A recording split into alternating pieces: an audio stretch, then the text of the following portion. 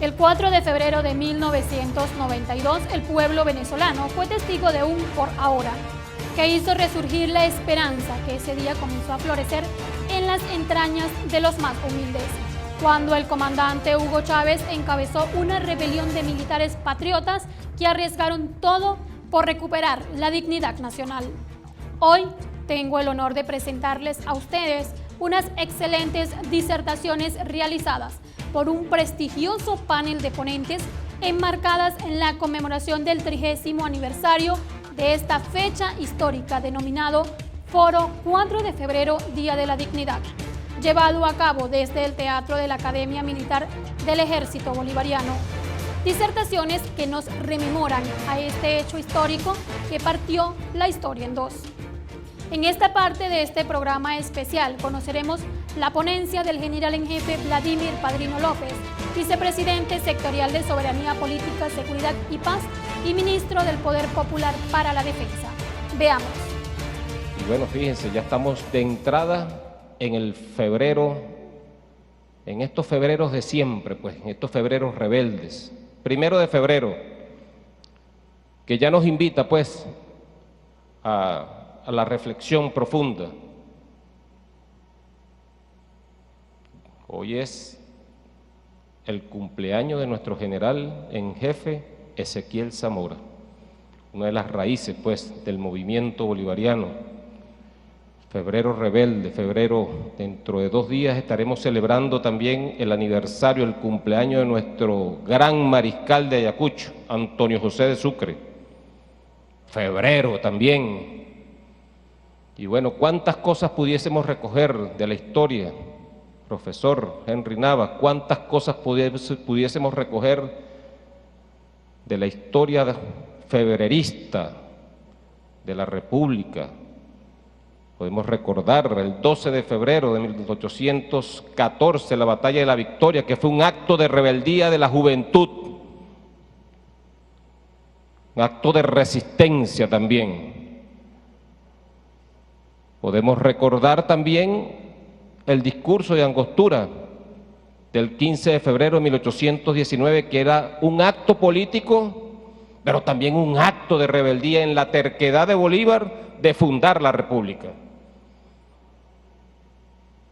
Y de allí, bueno, todos estos acontecimientos que han venido ocurriendo a finales del siglo pasado, 27 de febrero, 4 de febrero, 27 de noviembre después, pero ya eso fue más allá de los febreros. Así que tenemos suficiente motivación, inspiración para venir a reflexionar sobre estos acontecimientos que han marcado la historia, como quiera que se vea, como quiera que se interprete, como quiera que se lea, desde el punto de vista filosófico, desde el punto de vista de la cotidianidad, desde el punto de vista del acontecimiento de los hechos propiamente dichos. La historia, pues, la historia. Y la historia se va recogiendo de hecho en hecho. Y repito, como quiera que se vea, desde el punto de vista filosófico, queridos hermanos, compañeros de armas, hermanas, compañeras de armas, Manuel Kant, por ejemplo, veía que los hechos históricos venían de lo más perverso del ser humano, de las bajas pasiones, del egoísmo, de la maldad, de la soberbia, de la envidia, de la manipulación, de la mentira. Pero también en contraposición Hegel decía que la historia venía, Jorge, de las cosas buenas, los valores humanos, de la educación, de las virtudes. Fíjense que cada enfoque filosófico de la historia tiene un leitmotiv. Yo diría que el leitmotiv de nuestra historia republicana es la primera reflexión que dejo aquí antes de darle la palabra a los ponentes. El motivo que mueve la historia de Venezuela ha sido su dignidad, la dignidad originaria, la dignitas, la dignidad originaria de Bolívar, que vino decantando de generación en generación, muchas veces desvaneciéndose, pero otras veces resurgiendo de las cenizas. Uno de esos resurgimientos fue precisamente el 4 de febrero en manos de nuestro comandante Hugo Chávez hace 30 años. La dignidad. Y por eso es que el 4 de febrero quedó para siempre como el Día de la Dignidad Nacional, el rescate de la dignidad nacional, separarse de aquella podredumbre de toda índole, aquella anomia, aquella descosificación de las cosas, de aquella desmoralización. La retoma, pues, de la dignidad nacional en manos de nuestro comandante Hugo Chávez, un 4 de febrero de 1992 a 30 años. Por eso estamos aquí y por eso he invitado a estos connotados compañeros del mundo militar, del mundo académico, del mundo cultural, del mundo político, para reflexionar. Y no olvidemos nunca que esa llama encendida del 4 de febrero, así como lo vimos en el mensaje, en el video de nuestro comandante Hugo Chávez, esa llama será inextinguible en nosotros, en el alma, en el corazón y en la razón también. Así que bueno, sin más preámbulo, pues, quiero dejar la palabra, en primer lugar, al señor general en jefe, Jesús Suárez Churio. Debemos nombrar varias acciones heroicas. Se siguen desarrollando los acontecimientos. Ese 3 antes del mediodía, y viene otra similitud con nuestra epopeya heroica, con nuestra emancipación dirigida por nuestro Padre Libertador. Viene una operación de engaño, enmascaramiento, hablando militarmente. Esa operación de engaño, de enmascaramiento, viene en un movimiento, diríamos, hacia el contacto del destacamento precursor de nuestro batallón, destacamento precursor, comandado, voy a decir un nombre aquí, porque así lo considerábamos nosotros en admiración, los subalternos, comandados por el segundo comandante Francisco Javier Severo Centeno, era nuestro segundo comandante, el segundo comandante de nuestro comandante supremo el día de la operación, el día de la batalla. Eso fue una batalla. Por allí dicen, y es así, fue una derrota militar. Me adelanto un poquito. Bueno, en esa derrota militar no la tomamos así como tal, porque mírennos aquí, 30 años después. Bueno, él salió hasta Carabobo, iba en dirección al Pao. Teníamos una demostración ante el presidente de la República de unas maniobras militares, y ese fue el enmascaramiento. Él salió con su columna de marcha, la compañía de comando, él, y se fueron. Se detuvieron en el campo de Carabobo. Allí estaba un muy querido compañero capitán, Martínez Alfonso, nuestro compañero capitán, comandaba las tropas patriotas allí también, ya él era del movimiento. Y bueno, es bueno que lo conozcan los cadetes, es bueno que lo conozcan, ¿no? Entonces llegamos allí, llegó el destacamento precursor, se reacondicionó, reabasteció, y vuelvan caras, se regresaron a Caracas. Ese fue el vuelvan caras de nuestros tiempos, del 4 de febrero de nuestro comandante supremo Hugo Chávez. Bueno, se desarrollaron los acontecimientos, muchos conocen la historia. Allí es importante también destacar ese 3 de febrero, una acción heroica de un subteniente, un tal subteniente que hoy en día es el comandante general del ejército.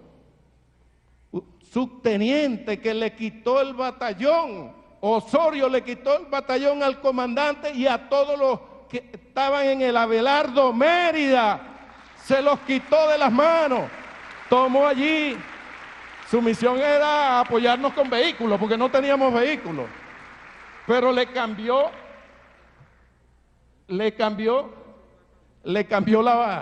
la misión. Y bueno, fue entonces allí cuando él sacó su batallón, le cambió la misión, tomó la base Sucre y bueno, cumplió su misión. Un subteniente que se plegó al movimiento por su conciencia ideológica. Bueno, siguieron los acontecimientos, llegamos al cuartel de la montaña esa noche. Yo entré con el comandante Chávez al cuartel de la montaña, antiguo museo histórico. Después nos regresamos del museo histórico, estuvimos en el museo histórico, él comandando, ese se convirtió en su puesto de comando, él comandando su accionar allí. Y luego la historia que ustedes conocen, ¿no? La historia de unos jóvenes quijotescos, allí entregamos las armas,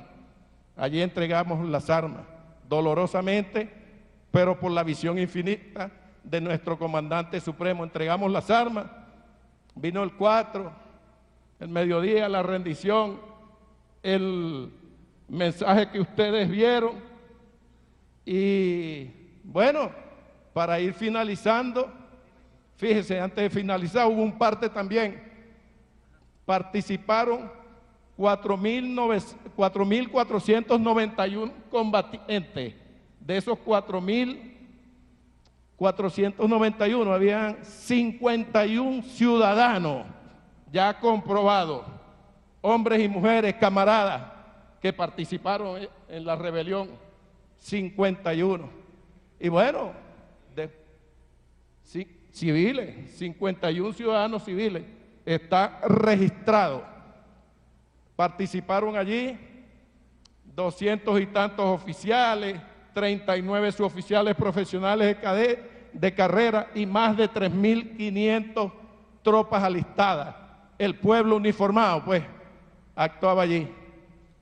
Y bueno, vino la rendición, lo que ustedes conocen, la derrota militar, pero no nos sentimos así en ningún momento en nuestra cárcel.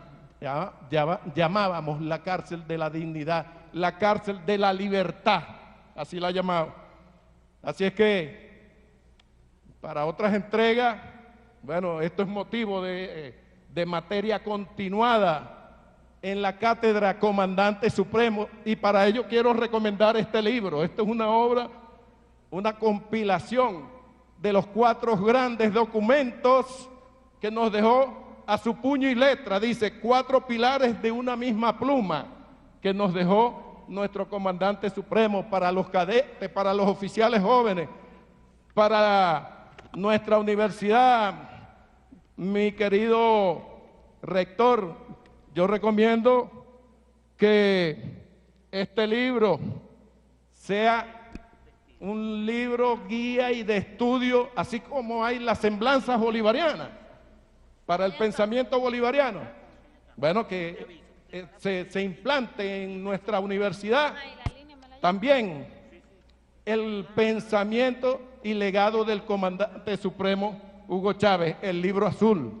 No se los detallo, ya ustedes muchos los conocen. Un brazalete tricolor, por favor, siéntate. Y la agenda alternativa bolivariana. 3 primeros libros que dieron origen al Plan Ley de la Patria. Un plan que se convirtió en ley y se fue y cambió de paisaje con su plan en la mano. Lo recomiendo humildemente. Bueno, finalizo recordándole que tenemos 530 años de resistencia, que ahora nuestro Comandante Supremo, Nicolás Maduro, nos llama a las 3R.net, nueva etapa de transición al socialismo, y sus 3R que muy bien las explicaba usted, ¿no? Así es que gracias por apartar este momento para escuchar a este soldado y recuerde, el 4 de febrero es necesariamente hablar profundamente de Chávez. Termino igual. ¡Chávez vive! Hace 30 años, ese 4 de febrero de 1992, día en que nuestra juventud militar salió como un relámpago una medianoche a darle el pecho a la oscuridad.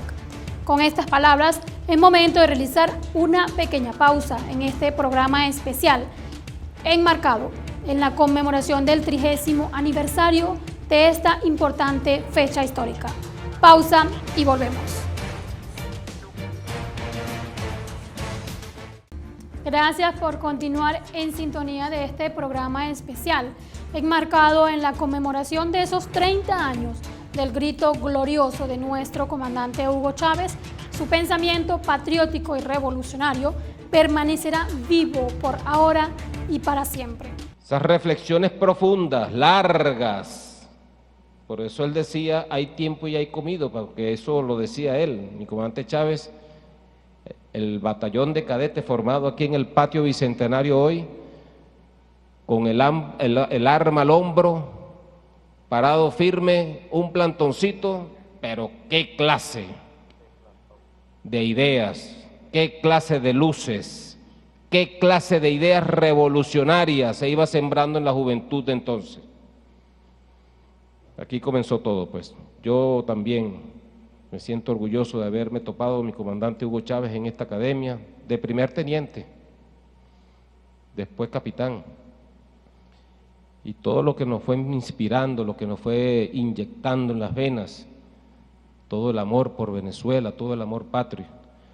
Así que bueno, resalto eso, jóvenes cadetes. De aquí salió Hugo Chávez, un líder militar que se hizo un líder nacional, que se hizo un líder regional y que se hizo un líder mundial, de proyección mundial.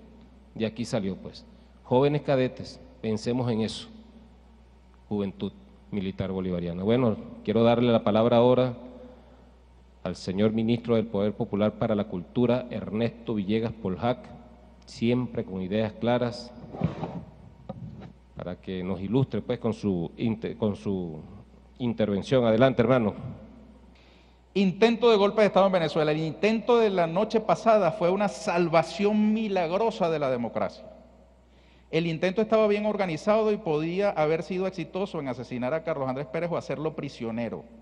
Eso habría sumido a Venezuela en una gran confusión y habría derrocado a la democracia establecida más larga de Sudamérica. Los eventos demuestran lo frágil que es la institución de la democracia y por qué debemos continuar institucionalizando el apoyo para esta dentro de la OEA y otros lugares. La razón del intento es poco clara. Nuestros interlocutores venezolanos especulan que podría haber sido la frustración relacionada con las medidas tomadas por Carlos Andrés Pérez para abrir la economía a expensas de las industrias protegidas del Estado y el viejo orden económico asociado a estas. También informan sobre la frustración general debida a los viajes frecuentes de Carlos Andrés Pérez y el aparente uso de recursos en los asuntos políticos regionales mientras ignoraba los problemas nacionales. Cuando dice regionales son mundiales, ¿no?, de la región de América Latina. Los conspiradores parecen haber sido oficiales del nivel medio del ejército sin soporte evidente en otros niveles o de oficiales del cuerpo superior del ejército. Fíjense esto. El intento probablemente favorecerá la posición de la oposición política a Carlos Andrés Pérez, especialmente la del político veterano del partido de oposición,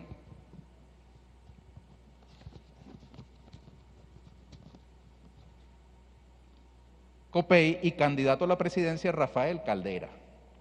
Caldera insinuó en un discurso en el Congreso que Carlos Andrés Pérez debe disminuir la velocidad de sus reformas. Nosotros, es decir, el Departamento de Estado que le manda este documento al presidente Bush, buscaremos formas de ayudar a CAP y poner freno a la influencia de Caldera. Sumamente interesante, y con esto conecto al presente, porque el imperialismo no tiene lealtades. Ellos mismos lo han dicho, son ellos esclavos de sus propios intereses. no tienen amigos sin intereses. Y el plan de Washington de aquel entonces y el plan de Washington hoy, y seguramente el plan de Washington mañana, es la recolonización de nuestros países sobre la base de lo que ellos entonces llamaban la reforma económica, que no era más que el desmantelamiento de la soberanía venezolana. Por eso el plan económico del Fondo Monetario Internacional se suele despachar diciendo que el Fondo Monetario no presta dinero, sino que compra soberanía. Esa oposición de Washington a Caldera era la defensa del plan colonial del Fondo Monetario Internacional. No importa que al proceder confrontaran con factores con los que se hubiesen entendido antes, porque lo importante eran los intereses del Fondo Monetario Internacional. Quien defendiera los intereses del Fondo Monetario Internacional tendría, como muestra estos documentos, el apoyo resuelto del gobierno de los Estados Unidos. Nosotros en la comisión que encabeza la vicepresidenta ejecutiva, Delcy Rodríguez, para conmemorar los 30 años del 4 de febrero y los 20 del 13 de abril, hemos tomado de una canción el concepto de estas actividades que hemos organizado. Una canción de Amílcar Briceño llamado Febreros y Abriles.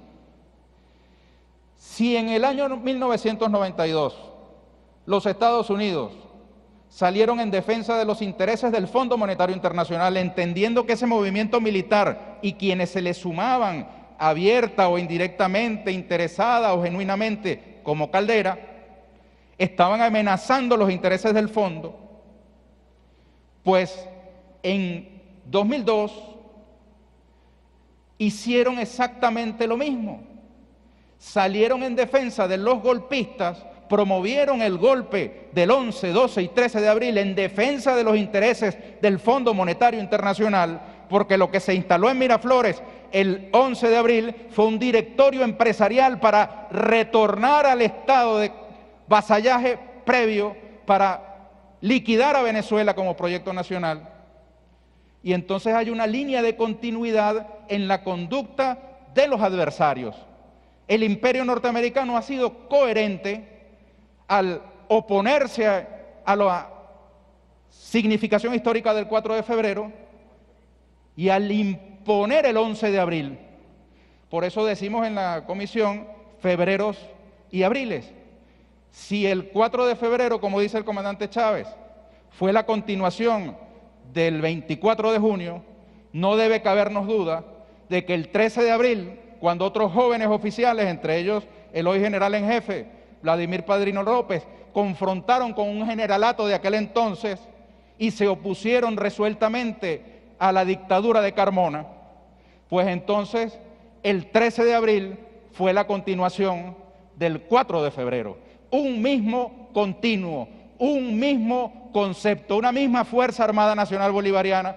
Yo traje unas fotografías, ya con esto termino, de los jóvenes estudiantes de la Universidad de Carabobo. Quisiera que pasaran la foto, porque ya allí hubo un germen de la unión cívico-militar que caracterizó al 13 de abril. Y aquí veremos a estos valientes jóvenes carabobeños que se sumaron en la Brigada Blindada de Valencia a este movimiento militar bolivariano. Vemos la simbología de un joven con una carpeta de estudiante en la mano y en la otra un fusil. Ese es entonces el antecedente de la unión cívico-militar que caracterizó al movimiento del 13 de abril. Termino pidiéndoles que coloquemos una imagen de un artículo que apareció días atrás, publicado por un economista que trabajó para el Banco Mundial. Levanten un poquito más la imagen, por favor. ¿Deberían algunos países dejar de existir? Allí no aparece completa, pero yo sí la tengo aquí. ¿Deberían algunos países dejar de existir. El subtítulo dice: si nos preocupa erradicar la pobreza mundial, no nos debería importar mucho que en el proceso desaparezcan algunas culturas y tradiciones. Esto es muy grave, porque en nombre del Producto Interno Bruto, en nombre de los negocios capitalistas, al fin y al cabo, en nombre de la plusvalía y de la ganancia, es perfectamente posible que algunos países dejen de existir. Frente a eso, se alzó Chávez el 4 de febrero de 1992. Frente a eso, se alzaron también los jóvenes en el año 2002, que protagonizaron el 13 de abril, los soldados y los hombres y mujeres de nuestro pueblo. Y frente a eso nosotros tenemos que estar también alertas en el presente. ¿Cómo es eso que desaparezcan países, culturas y tradiciones? El proyecto de desmantelamiento de nuestras soberanías nacionales. Por eso nos quieren quitar el Esequibo y quieren dividir a Venezuela, quieren desaparecer el proyecto nacional que encarna Simón Bolívar, porque es un obstáculo, es un escollo en la imposición de sus planes de expoliación frente a nuestros países considerados periféricos, considerados parte del patio trasero del imperio norteamericano, de los intereses de las grandes corporaciones capitalistas que no quieren saber absolutamente nada de soberanía popular, de democracia, de derechos humanos y mucho menos del conocimiento de la historia ni la celebración de fechas cimeras en la historia de nuestros pueblos. Así que felicito, general en jefe, esta reunión, porque la conciencia acerca de lo que estamos enfrentando es lo único que garantizará la victoria del proyecto de Chávez, del proyecto de Bolívar, de Zamora, de Rodríguez.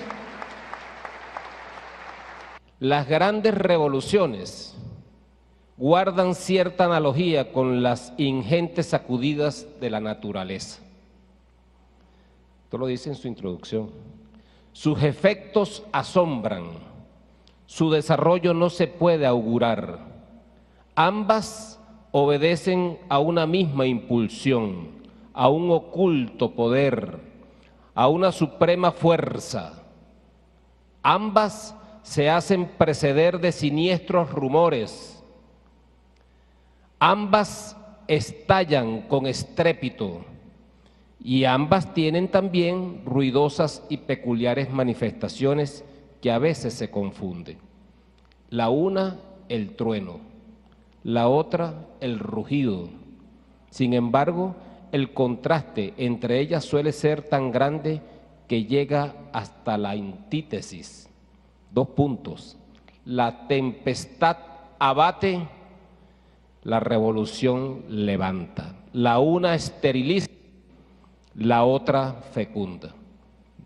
Preguntémonos hoy, en medio de estas batallas que hemos venido dando, en función de nuestros principios, porque pudiésemos estar haciendo ilusorias comparaciones como la que refería Ernesto, de aquel supuesto vivir bien del pasado, siendo esclavos. Preguntémonos en función a esto, la una esteriliza, la otra fecunda. ¿Ha sido fecunda nuestra revolución a partir del 4 de febrero? ¿Por la dignidad nacional? Sí. ¿Por los propósitos de independencia? Sí. ¿Por la lucha contra el antiimperialismo, contra el imperialismo? Sí. Y las luchas que están por darse, por el rescate ahora, en medio de esas batallas, del bienestar social de nuestro pueblo. Así que, bueno, felicitaciones, Ernesto. Excelente intervención. Y bueno, sin más preámbulo, le doy la palabra a nuestro hermano, camarada, compañero, Jorge Arriaza Montserrat. Adelante, hermano, gracias.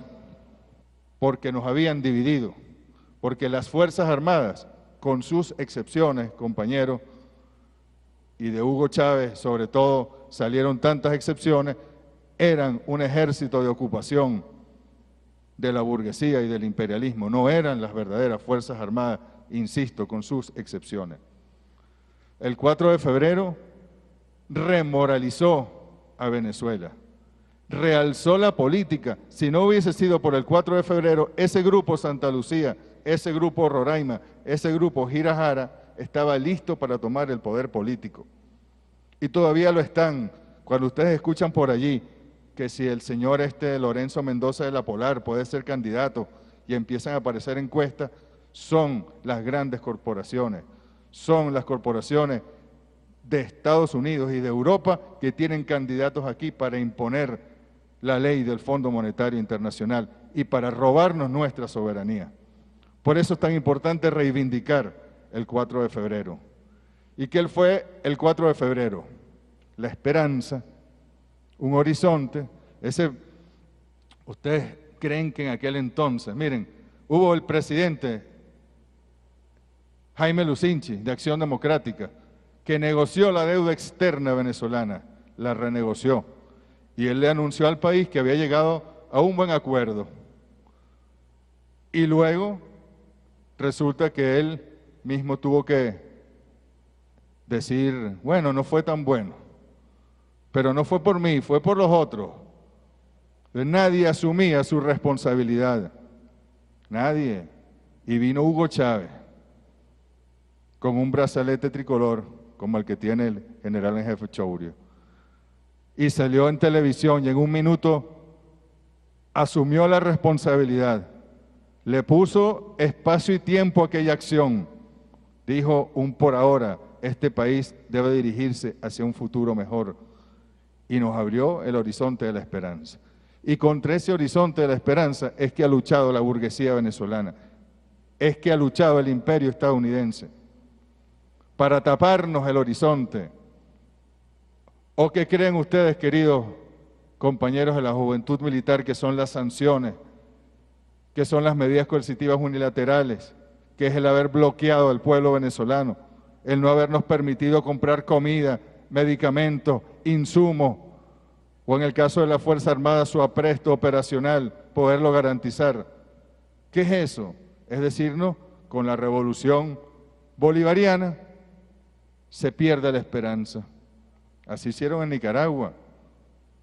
Incluso el pueblo ahí confundido llegó en 1990 a comprar aquella idea y votó. Pueblo sandinista que votó contra Daniel Ortega y la revolución sandinista, porque les habían convencido que permanecer en la revolución era permanecer en la guerra. Eso es lo que tratan, y por eso hay que reconocer aquí el rol del comandante Hugo Chávez en la historia venezolana, porque trajo moral de nuevo a la política. Por ahí andan con estrategias publicitarias, tratando de convencer a la juventud en Venezuela que ser chavista es malo, que ser chavista es ser corrupto, que ser chavista es ser esto y lo otro. Es una estrategia de propaganda política, porque es al contrario. Si no fuera por Chávez, aquí se hubiese perdido la moral por completo en Venezuela, en la política, en la economía, en la organización de la sociedad. Si no fuera por la revolución bolivariana, aquí no existiría ni siquiera la memoria más lejana de Simón Bolívar, de Ezequiel Zamora, de Antonio José de Sucre, de Rafael Urdaneta, de Simón Rodríguez, de Francisco de Miranda. Estaríamos quizás hablando inglés y siendo una estrellita más de la bandera de los Estados Unidos. Y en la miseria más absoluta. Ese era el plan que se pretendió aquí y que el 4 de febrero detuvo. El 27 de febrero le puso una contención, pero hay que decirlo allí, el pueblo se sintió huérfano después del 27 de febrero. Sin líderes, que si ahí aquello, bueno, cayó el régimen punto fijista poco a poco, Carlos Andrés Pérez fue desplazado, pero eran pleitos internos. Pero el pueblo se sintió sin líderes hasta que vio a Hugo Chávez y a aquellos muchachos con sus símbolos patrióticos en televisión. Y aquello fue una conexión de proyecto histórico y de alma. Y por eso, y con esto cierro, uno recuerda, yo lo recuerdo porque mi familia, yo todavía vengo a los próceres con mis hijos, pero uno iba mucho a los próceres, sobre todo en carnaval. Y yo, que tenía 18 años, recuerdo haber ido con mi familia, con mi mamá, etcétera. A pocos días del 4 de febrero fue el carnaval, no recuerdo la fecha. Y yo vi, la mayoría de los niñitos estaban uniformados, pues, en su criterio, con disfraz del comandante Hugo Chávez. Con su boina, como vi a tu hijo ahorita, con su boina roja. Y uno dijo, ay, caramba, este hombre despertó a un pueblo. Este hombre despertó la historia, despertó a Bolívar. Y eso nos ha traído hasta aquí. Por eso tenemos que defender esta revolución, queridos compañeros, compañeras. No dejarnos engañar. No, ustedes creen que esta gente cuando dice que va a pedir más sanciones, dijo en estos días el diputadito ese que se le echa de presidente, que van a pedir más sanciones si no volvemos a la mesa. Las sanciones son contra el pueblo venezolano. Las sanciones es para generar sufrimiento. A mí me lo dijo Elliot Abrams. Me lo dijo, bueno, como tu presidente Maduro, no, él lo decía presidente, como Maduro no se quiere ir para Cuba, como él no quiere seguir nuestra orden, como tú tampoco quieres traicionarlo, entonces ahora prepárense, porque viene la etapa de máxima presión. Y yo nada más para sacarle la información completa le digo, ¿y eso qué es? Y él me dijo, se van a quedar, esto fue marzo del año 2019, finales de febrero más bien, de 2019, se van a quedar sin electricidad, el apagón vino el 7 de marzo, se van a quedar sin agua, se van a quedar sin alimento, se van a quedar sin insumos para la producción, se van a quedar sin petróleo, sin combustible. Él mismo lo explica. ¿Para qué? Para que ese pueblo en su desesperación, en su hambre, se rebele, haya una situación conflictiva, hay un cambio por la fuerza y si no lo hay, nosotros en el conflicto social vamos a ir a poner orden. El corolario Roosevelt, pues. Ahí estaba muy claro.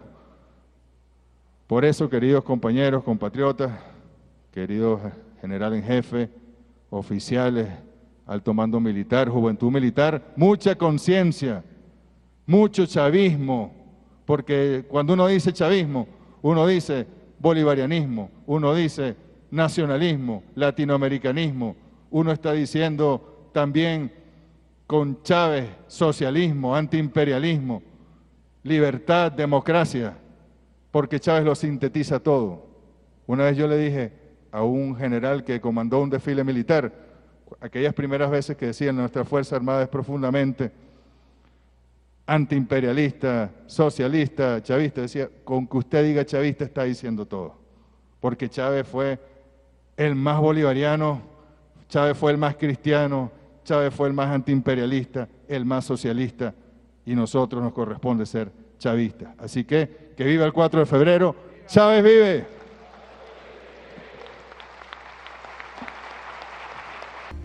Es momento de realizar una pequeña pausa en este foro denominado 4 de febrero, Día de la Dignidad. Pausa y volvemos.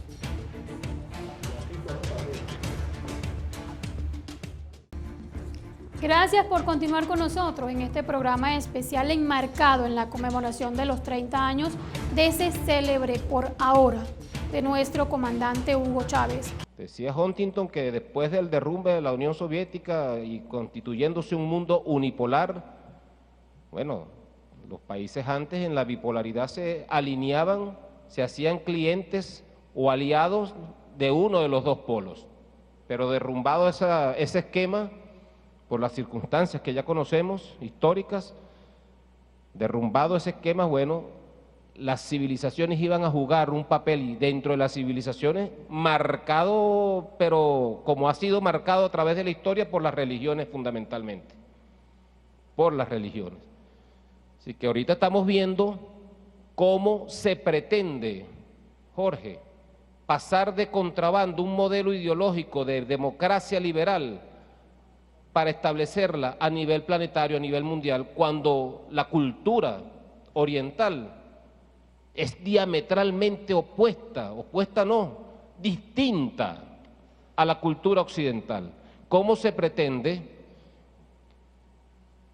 que el imperio norteamericano, con su dosis de contrabando, en nombre de la democracia, quiera implantar el modelo neoliberal a todo el mundo? Eso es prácticamente imposible y lo hemos dicho. Vamos a un nuevo orden. Yo asomé una idea, una tesis, de la tripolaridad. Lo otro sería la guerra. Lo otro sería la guerra. Pero bueno, ya son otros temas de carácter geopolítico. Entonces, bueno, quiero darle la palabra a nuestro ponente, profesor académico, Henry Navas, de nuestro Instituto de Estudios de Seguridad de la Defensa Nacional de la Universidad Militar Bolivariana. Adelante, Henry. Eso del ser militar, nacido de nada más, parido por la República, parido por el envión emancipador de nuestros padres libertadores. Es ahí, no es las Fuerzas Armadas, esa de la escuela del Chorrillo, de Perú, ni de aquellos venidos de Chile con una formación prusiana, como que si no hubiéramos tenido nosotros suficiente como para haber en 14 años de guerra, haber expulsado al imperio más poderoso para su época, como lo fue el Imperio Español. Un elemento nada más referencial. Esa ontología estaba presente en el alma, en los tuétanos del ser militar venezolano. Yo debo decirlo, y disculpen la falta de modestia, pero nuestras Fuerzas Armadas es diferente. Está conformada por, y de alguna manera eso está presente a lo largo de la historia de Venezuela, por oficiales procedentes de las diferentes provincias de la Venezuela, y no solo eso, de diferentes clases sociales. Yo los invito a que estudien las experiencias de otras Fuerzas Armadas, de otras latitudes, incluso del subcontinente, que son extraordinariamente elitescas. Por decirlo de alguna manera, un oficial como mi querido estimado general en jefe Sorechorio no hubiera llegado a general en jefe, porque son Fuerzas Armadas estamentales. Así es, creadas bajo la imagen y semejanza de las Fuerzas Armadas europeas. Eso es una realidad. La nuestra no. La nuestra tiene un pasado que está sembrado en el espíritu y en los tuétanos de nuestros soldados. Bueno, no podía ser de otra manera, digo. ¿Cómo podía ser que nuestras Fuerzas Armadas no iban a estar conectadas con eso que estaba pasando en el pueblo cuando le vio la cara a esto? Imagínense, eso es el consenso de Washington. Una disciplina fiscal. ¿Qué es disciplina fiscal? Bueno, no seguir utilizando los impuestos en los programas sociales, ¿no? Sino básicamente para seguir financiando a la oligarquía nuestra, que ni burguesía es. Estoy hablando de esa oligarquía parasitaria, absolutamente abyecta, que no produjo, sino que vivió a expensas de los recursos destinados para todos los venezolanos. Las prioridades en gastos públicos no sigan gastando en el pueblo, hay que privatizar. La reforma impositiva, bueno, que las grandes transnacionales definitivamente no paguen impuestos. La regularización, no hay que seguir regulando las actividades económicas, hay que dejar que el mercado exprima los bolsillos, ahorque a todos los venezolanos. Eso simplemente. Que la inversión extranjera directa, sí, bueno, sin que haya absolutamente ningún elemento que controle la rapacidad de las grandes corporaciones, sobre todo anidados en nuestros países. Y bueno, liberación financiera, liberación comercial, bueno, esto que ya todos conocemos, la privatización de la empresa de activos del Estado. Eso lo vimos nosotros con CanTV, con Conviasa. En fin, eso fue lo que vio el pueblo venezolano en esa rebelión popular. Y dentro del mundo militar, dentro de las Fuerzas Armadas, cabalgaba ese movimiento nacido, ese movimiento revolucionario 200, SMBR 200 desde 1983, que seguramente después de 1989 no tenía otra cosa que pronunciarse con la rebelión militar del 4 de febrero de 1992. Ese es su movimiento. Yo quiero, en ese sentido, mostrar mi absoluto acuerdo con lo que estaba manifestando nuestro compañero Villegas, cuando decía, ojo, fue una rebelión militar, no fue un golpe de Estado. Ese golpe de Estado que todos conocimos a lo largo y ancho del siglo XX, impulsado desde Estados Unidos, en lo que llamaban el gorilismo, las élites militares hacerse del poder para su usufructo y de paso, por cierto, también entregar las riquezas. Eso lo vimos en toda la América Meridional. No, este era lo más joven, los comacates, era lo más joven, era lo más digno de nuestras Fuerzas Armadas, con un programa sembrado en nada más y nada menos que en el pensamiento de nuestros libertadores. Eso fue lo que insurgió. Y ese 4 de febrero, por eso denominado el Día de la Dignidad, nuestros jóvenes militares, con una plataforma ideológica, era Bolívar, era Simón Rodríguez, era Ezequiel Zamora, el que estaba allí haciéndose presente para rescatar en el pensamiento de los venezolanos la esperanza de un mundo mejor. Ese movimiento, bueno, nos puede decir que militarmente fracasó, pero es que acaso no permitió de alguna manera el surgimiento de esa quinta república que reivindicaría nada más y nada menos que el pensamiento del padre de la patria y de todos nuestros héroes patrios. Claro que sí. Y ese 4 de febrero definitivamente se va a extender a lo largo y ancho de todos estos últimos 30 años. ¿Y dónde está el 4 de febrero? El 4 de febrero está aquí presente. ¿Es que acaso pasó el 4 de febrero? No ha pasado, está aquí, en la resistencia de un pueblo que han tratado de arrodillar con absolutamente las más crueles medidas que pudieran aplicarle a algún pueblo en lo que va del siglo XXI. Un pueblo que tiene resiliencia, que resiste y que resiste junto a sus Fuerzas Armadas, que junto a ese pueblo han de alguna manera conformado un sistema de defensa, no solo militar, política, social, cultural, que ha frenado, impulsando estrategias de diferentes tipos con el liderazgo de nuestro comandante presidente Nicolás Maduro, han logrado frenar los embates del imperio más poderoso de la historia de la humanidad, en nuestra opinión. Ese 4 de febrero, ese Día de la Dignidad, está presente en el alma y en el corazón de todos aquellos que sienten la patria, como lo decía nuestro comandante supremo Hugo Chávez Frías, hasta en las vísceras. Y ese 4 de febrero va a estar presente también en la mente, en el espíritu de nuestros hijos, de nuestros descendientes, a quienes seguramente le heredaremos esta Venezuela grande y bonita. Y tendrán ellos seguramente la posibilidad de terminar de construir el sueño de nuestro comandante supremo. Me refiero al paradigma del socialismo bolivariano, en un momento, digamos, en el cual no haya retorno. Y en ese momento diremos que el 4 de febrero definitivamente logrará obtener los objetivos históricos que en un principio se trazó. ¿Por qué no salieron las armas de la República a dar un golpe de Estado cuando nos devastaron el estado de bienestar por la guerra económica? Porque no hay un sentimiento genuino que salga de las entrañas de la Fuerza Armada para conquistar el poder por el poder. Nosotros nos preferimos estar aquí estoicamente, en resistencia, levantando las banderas de la soberanía, de la independencia nacional, de Bolívar, de Chávez, mantenernos firmes, ahora y siempre, ahora y siempre. No será falta, no hará falta, nunca jamás, las armas de la República para tomar una vía para la conquista del poder. No hará falta. Y acabamos de dar una demostración en todos estos años de resistencia. 4 de febrero, mucho trecho tiene de un golpe de Estado. Muy lejano está de un golpe de Estado. Un golpe de Estado era aquello de las cúpulas y las élites militares para la conquista del poder, por el poder político. No, esto era una clase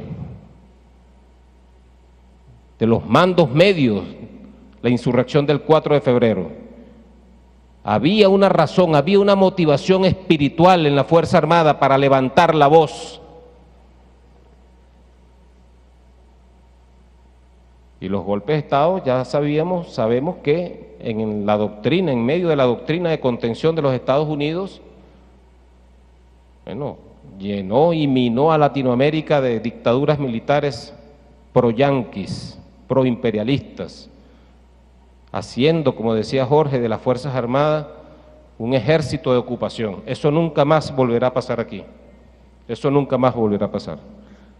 Así que bueno, hoy todos somos 4 de febrero, mantengamos el espíritu vivo, la llama inextinguible del 4 de febrero siempre aquí en el corazón.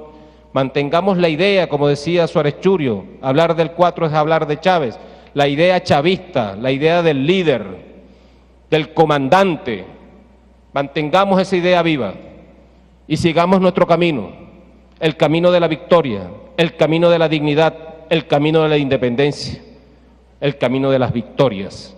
Ese es nuestro camino, queridos hermanos. Muchas gracias a todos por esta presencia. ¡Que viva Chávez! ¡Que viva el 4 de febrero! ¡Que viva la patria! Muchas gracias, un abrazo para todos, Dios los bendiga a todos y a todas. Muchas gracias.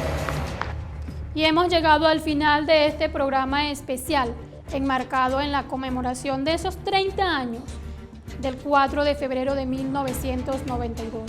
Y lo hacemos con estas palabras que pronunció el comandante Hugo Chávez un 2013, cuando se conmemoraban 21 años de esta importante fecha histórica. Hay fechas en las que todo el caudal de la historia se revela y marca el rumbo nuevo de los pueblos. Hay fechas que signan y despejan, que se convierten en compromiso y señalamiento de un destino que tiene que acontecer para calibrar el pasado y ver con más claridad el horizonte libertario. Así fue el glorioso 4 de febrero, Día de la Dignidad de 1992. Nosotros con estas importantes palabras de nuestro comandante Hugo Chávez despedimos este programa especial. Será hasta una nueva oportunidad.